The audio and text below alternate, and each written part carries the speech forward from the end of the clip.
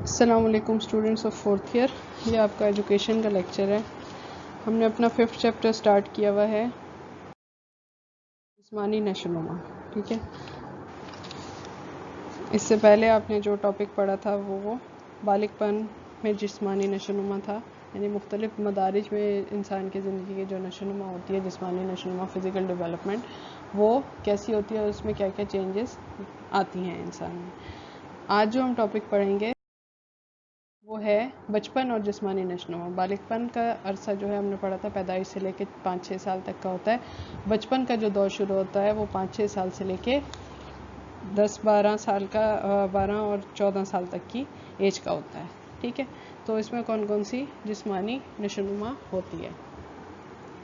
بچپن جسمانی نشوونما کا دوسرا دور ہے جو 6 سال سے 12 سال کی عمر پر محیط ہوتا ہے.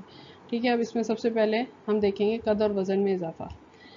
اس دور میں بچوں کا قد اور وزن بڑھتا رہتا ہے, لیکن بالغ پن کے دور کی نسبت اس دور میں نشوونما کی رفتار میں کمی واقع ہو جاتی ہے. یعنی جو بالغ پن کا دور ہے اس میں جو ہے وہ بہت تیزی سے ڈیولپمنٹ ہوتی ہے. اس میں ویٹ, ہائٹ اور آرگنس کی ڈیولپمنٹ بہت تیزی سے ہوتی ہے. اس سے کمپیریٹیولی اس ایج میں جو ہے اس دور میں ڈیولپمنٹ اتنی تیز نہیں ہوتی. قد اور وزن میں مناسبت قائم نہیں رہتی کیونکہ وزن قد کی نسبت دگنی رفتار سے بڑھتا ہے.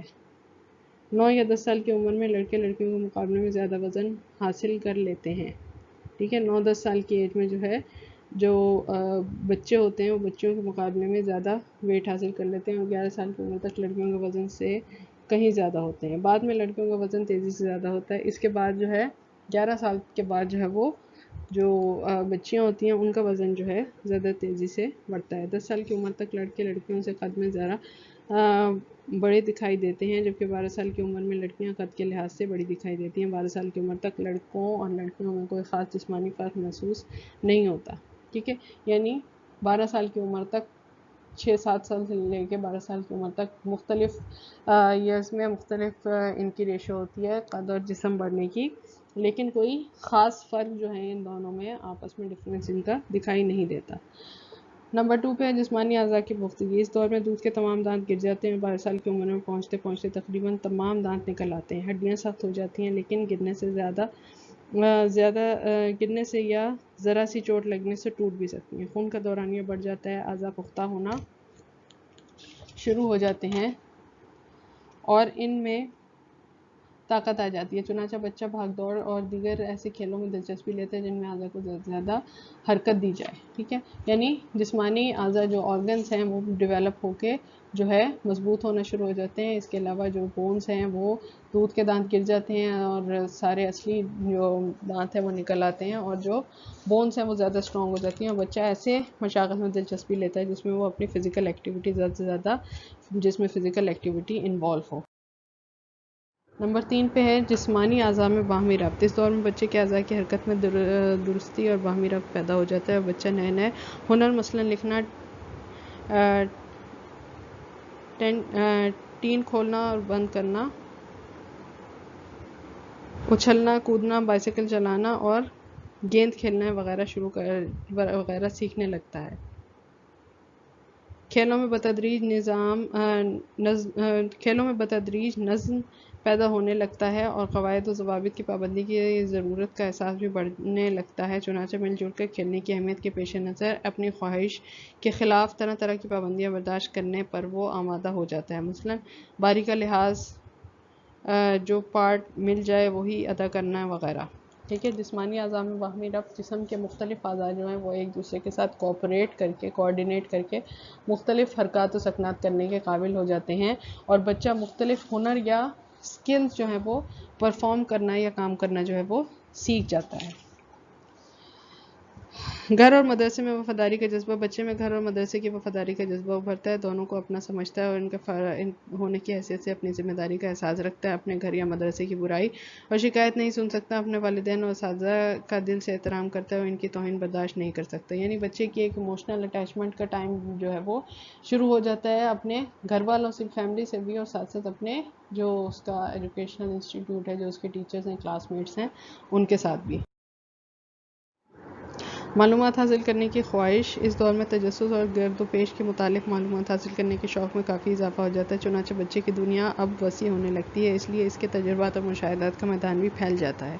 وہ معلومات حاصل کرنے کے لیے طرح طرح کے سوالات کرتا ہے اور زیادہ بولتا ہے، لہٰذا ضروری ہے کہ بچوں کو پکنک یا تعلیمی سیر و تفریح پر لے جا کر ان کی خواہش کو پورا کیا جا سکے۔ یعنی اس جو ارد گرد کے جو اس کی آبزرویشن پاور ہوتی ہے بچے کی، وہ اس ایج میں آ کے بہت زیادہ اسٹرانگ ہو جاتی ہے، اور وہ بہت مائنیوٹ چیزوں کو آبزرو کر کے ان سے سیکھتا ہے، ان کا مشاہدہ کرتا ہے۔ اور یہ ایج جو ہے کیوریوسٹی کی ایج ہوتی ہے، جس میں بچے جو ہے اپنے تجسس کی وجہ سے بہت کچھ سیکھتے ہیں، اسی لیے اس دور میں پکنکس یا آؤٹ ڈور ایکٹیویٹیز جو ہیں بڑی کارآمد ثابت ہوتی ہیں اس کے لرننگ کے لیے۔ ٹھیک ہے جی، یہ 5 پوائنٹس تھے جو آپ کے اس میں انکلوڈ تھے بچپن اور جسمانی نشوونما میں۔